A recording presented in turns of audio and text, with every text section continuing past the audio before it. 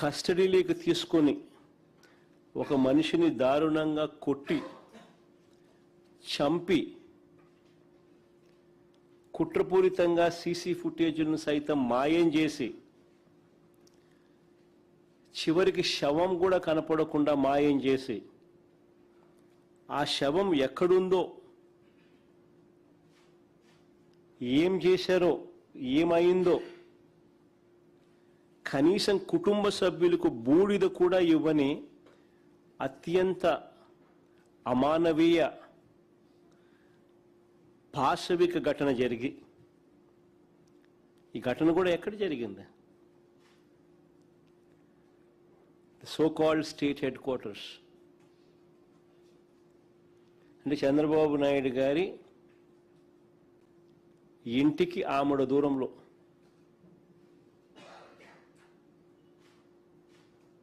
రాష్ట్ర ప్రజలందరూ కూడా నివ్వెరపోయే ఘటన. ఇవి ఒక్కొక్కటిగా కూడా బయటికి వస్తూ ఉంటే ఆంధ్రప్రదేశ్లో ఇలాంటివి జరగడం ఏమిటి అని చెప్పి చంద్రబాబు నాయుడు గారిని ఎవరూ కూడా నిలదీయకూడదట. ఇలాంటి ఘటనలు మనకు కనిపిస్తూ ఉన్నా, మన కళ్ళ ఎదుటే జరుగుతూ ఉన్నా, సాక్షాత్తు విజయవాడలోనే స్టేట్ హెడ్ క్వార్టర్స్లోనే ఇవన్నీ కూడా జరుగుతూ ఉన్నా కూడా చంద్రబాబు నాయుడు గారిని ఎవరు కూడా నిలదీయకూడదట.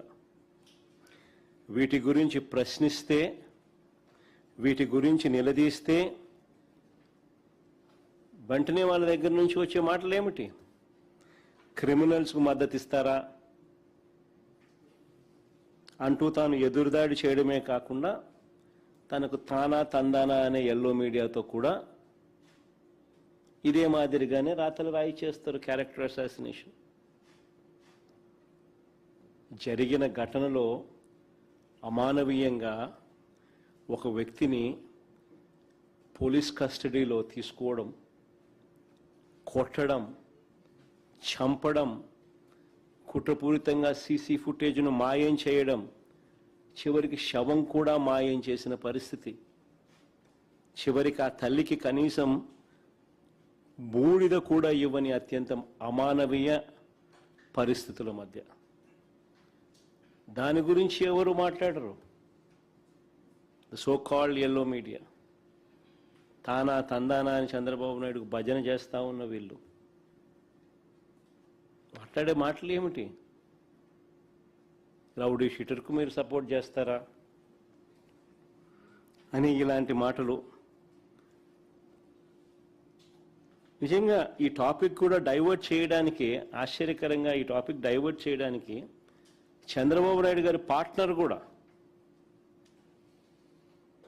ఆయన కూడా ఒక సైడ్ క్యారెక్టర్ మాదిరిగానే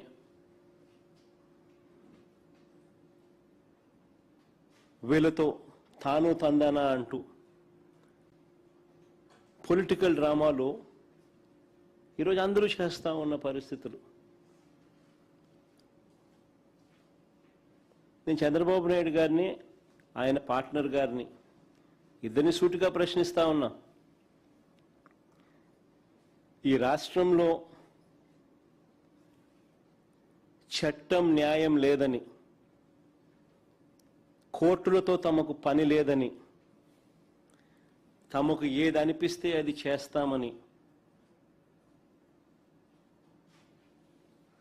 తమ చేతిలో ఉన్న కొంతమంది పోలీసులతో తామే శిక్షలు వేస్తామని, దొంగ కేసులు పెడతామని, చంపుతామని, బూడిద కూడా ఇవ్వమని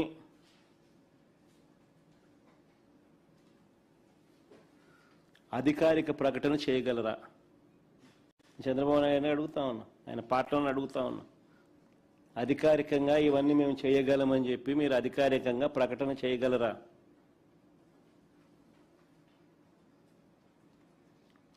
మీరు మాట్లాడుతూ ఉన్న మాటలకు అర్థం ఇదే.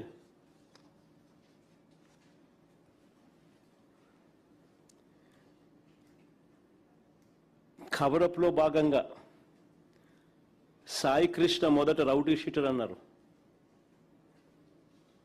కవరప్లో భాగంగా ఇదే సాయి కృష్ణ అనే పిల్లాడిని మొదట రౌడీ షీటర్ అన్నారు. రౌడీ షీటర్ను వెనకేసుకుని వస్తారా అని కూడా ఎదురుదాడి చేశారు. జనం ఎప్పుడైతే చీకొట్టడం మొదలుపెట్టారో అప్పుడు వెంటనే మళ్ళీ యూటర్న్ తీసుకుని ఇదే చంద్రబాబు నాయుడు గారు తన మనుషుల చేత ఆ కుటుంబ సభ్యుల దగ్గరికి పంపించి చివరికి ఇదే సాయి కృష్ణ కుటుంబాన్ని తాను పిలిపించుకొని సెక్రటేరియట్లో వాళ్ళకు టైం ఇచ్చి వాళ్ళ పక్కన కూర్చొని వాళ్ళ చేయి పట్టుకొని ముసలి కన్నీరు కారుస్తూ న్యాయం చేస్తాను అని ఇదే చంద్రబాబు నాయుడు మళ్ళీ యూటర్న్ తీసుకొని ఇవే మాటలు.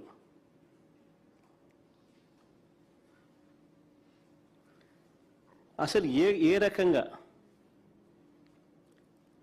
ఏకంగా 40 రోజుల పాటు ఇది బయటికి రాకుండా తొక్కిపెట్టిన ఈ కేసుపై యావత్ దేశమంతా కూడా దిగ్భ్రాంతికి గురైతే 40 రోజుల పాటు, ఇన్ఫ్యాక్ట్ మేము పోయి 40 కూడా కాదు, దాదాపు 46 రోజులు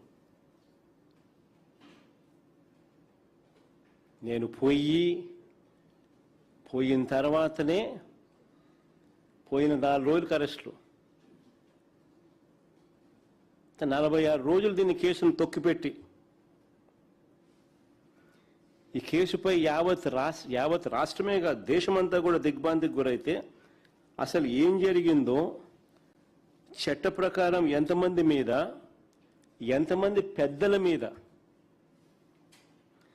ఎలాంటి చర్యలు తీసుకున్నారో చెప్పాల్సిన బాధ్యత ముఖ్యమంత్రి మీద లేదా అని అడుగుతా ఉన్నా.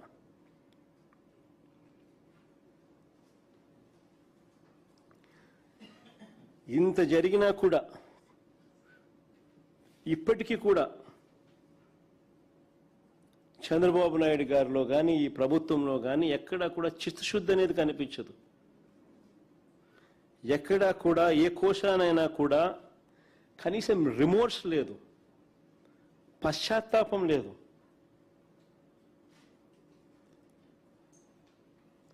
సాయి కృష్ణ రిమాండ్ రిపోర్ట్ ఒకసారి చూస్తే, ఈ సాయి కృష్ణ రిమాండ్ రిపోర్ట్ ఒకసారి చూస్తే వీళ్ళు చేస్తా ఉన్న దర్యాప్తు తీరును ఒకసారి గమనిస్తే కేసును వీక్ చేసేందుకు పై వాళ్ళను ఎలా కాపాడుతున్నారో చాలా స్పష్టంగా కూడా కనిపిస్తాయి ఆధారాలతో సహా.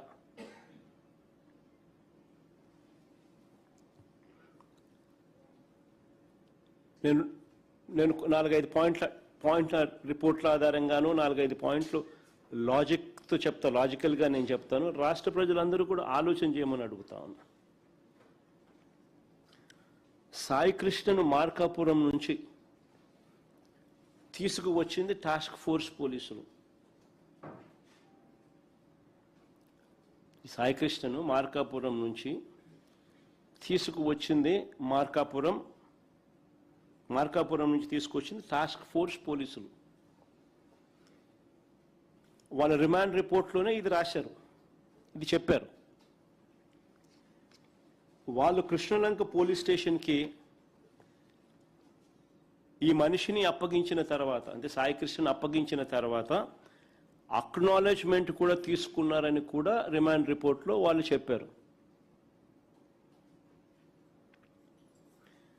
మరి టాస్క్ ఫోర్స్ పనిచేసేది పోలీస్ కమిషనర్ కింద కాదా?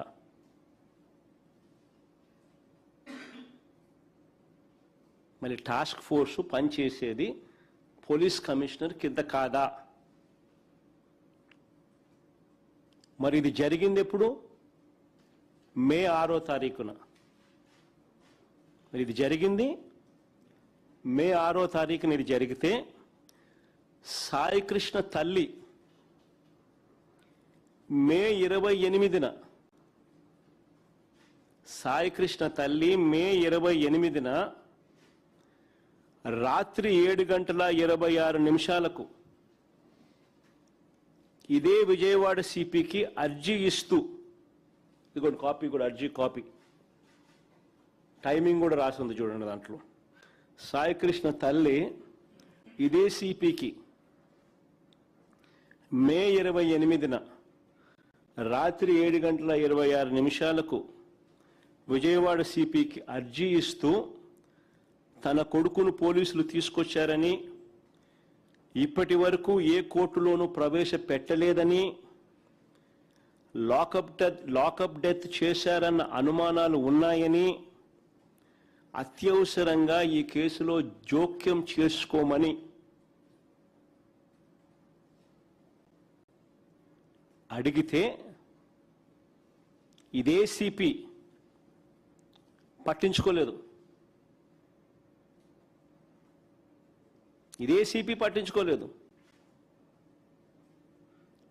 ఇదే సిపి ఆధ్వర్యంలో పనిచేస్తా ఉన్న టాస్క్ ఫోర్సు ఈ పిల్లాడిని తీసుకొస్తారు. మే 6వ తారీఖున కృష్ణలంక పోలీస్ స్టేషన్లో పోలీస్ స్టేషన్కి అప్పచెప్తారు. అప్పచెప్పిన తర్వాత అక్నాలెడ్జ్మెంట్ కూడా తీసుకుంటారు. టాస్క్ ఫోర్స్ అన్నది సిపి అధీనంలో పనిచేస్తుంది. అదే సిపికే సాయికృష్ణ తల్లి మళ్ళీ మే 28వ తారీఖున, మే 6వ తారీఖున జరిగితే మే 28వ తారీఖున సాయికృష్ణ తల్లి అదే సిపికే అర్జీ పెట్టుకుంటే, ఇవన్నీ కూడా డౌట్స్ రేస్ చేస్తూ అర్జీ పెట్టుకుంటే కూడా సిపి పట్టించుకునే పరిస్థితి లేదు. తర్వాత సాయికృష్ణ బంధువులు, దీని తర్వాత మళ్ళీ సాయికృష్ణ బంధువులు డీజీపీ గారికి కూడా చెప్పినారు. డీజీపీ గారిని కూడా అప్రోచ్ అయ్యి డీజీపీకి కూడా చెప్పారు. చెప్పినా ఆయన పట్టించుకోలేదు.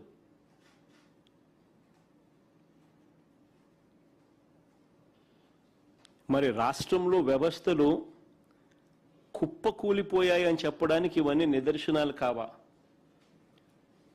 సిఐని సిపి కాపాడుతాడు, సర్కిల్ ఇన్స్పెక్టర్తో పనిచేయిస్తాడు తనే కాబట్టి సిఐని సిపి కాపాడుతాడు, సిపిని డీజీపీ కాపాడుతాడు, డీజీపీని చంద్రబాబు కాపాడుతాడు.